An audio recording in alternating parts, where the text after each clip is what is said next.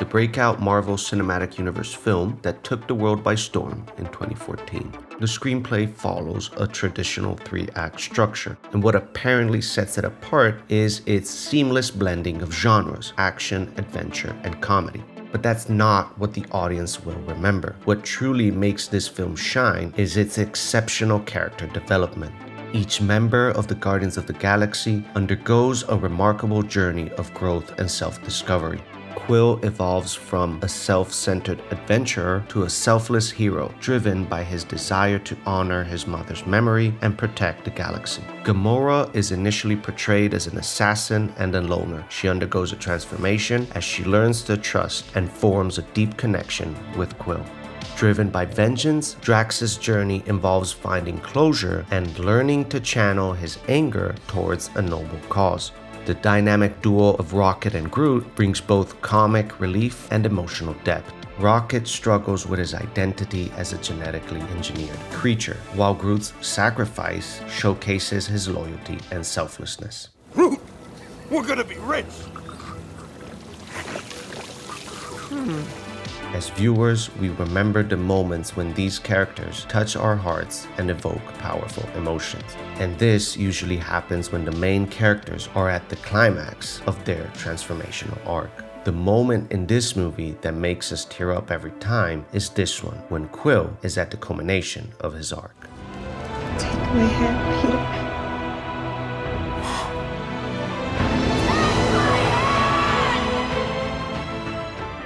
But what scene is this? This beat happens in the middle of the climax, and it occurs right after the failure of the final battle. Everything has failed, and there is no backup plan, nor an alternate course in sight. It all comes down to the hero who's got nothing either. This is the part where in Star Wars we hear Obi-Wan's voice. Use the Force, Luke. Let go. The same goes for indie film My Summer of Love, when main character Mona packs her suitcase and leaves to be with Tamsin, but when she arrives at Tamsin's house, Mona discovers that her friend is returning to boarding school. She also finds out that Tamsin lied about her parents and that her sister Sadie is still alive. Mona becomes aware of Tamsin's lies and deceptions, and their relationship reaches a breaking point. Their once close bond now tainted by mistrust and betrayal. The hero's plan fails, and Mona, with no alternate course in sight and no backup plan, leaves Tamsin behind and goes to the river.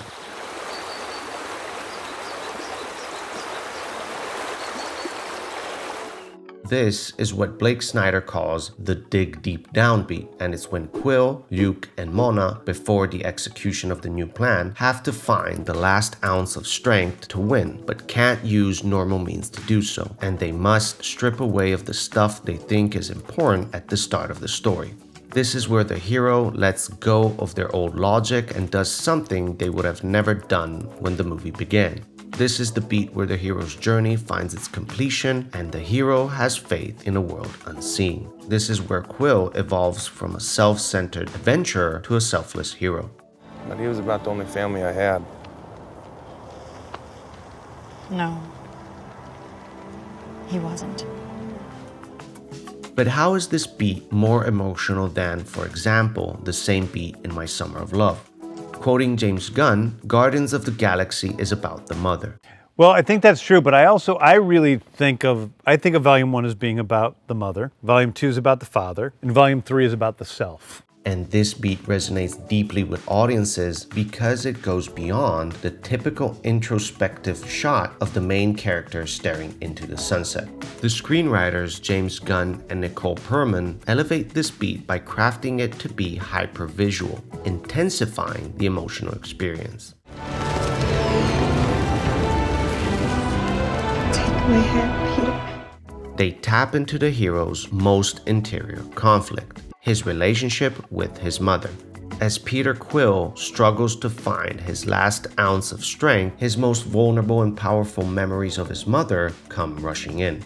This emotional connection is further deepened when Gamora, his B-story relationship, reaches out and grabs his hand, providing him with the support and strength he needs. The result is a climax that becomes even more immersive, emotional, and cathartic for the audience. The effectiveness of showing the hero's internal conflict during the dig deep down beat has been proven by how this screenwriting technique has been utilized by other films and TV shows after the first Guardians of the Galaxy. For example, in the TV show Obi-Wan Kenobi, when Obi-Wan is defeated by Vader in the final episode.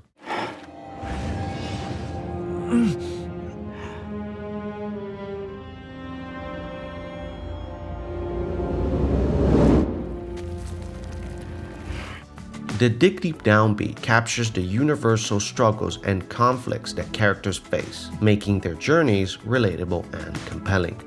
The same happens in Guardians of the Galaxy Volume 2, during the midst of the climax when each Guardian seems to succumb to ego. Quill's internal conflict is shown on screen through flashes of him growing up with the Guardians, his true family, and with Yondu, his true dad.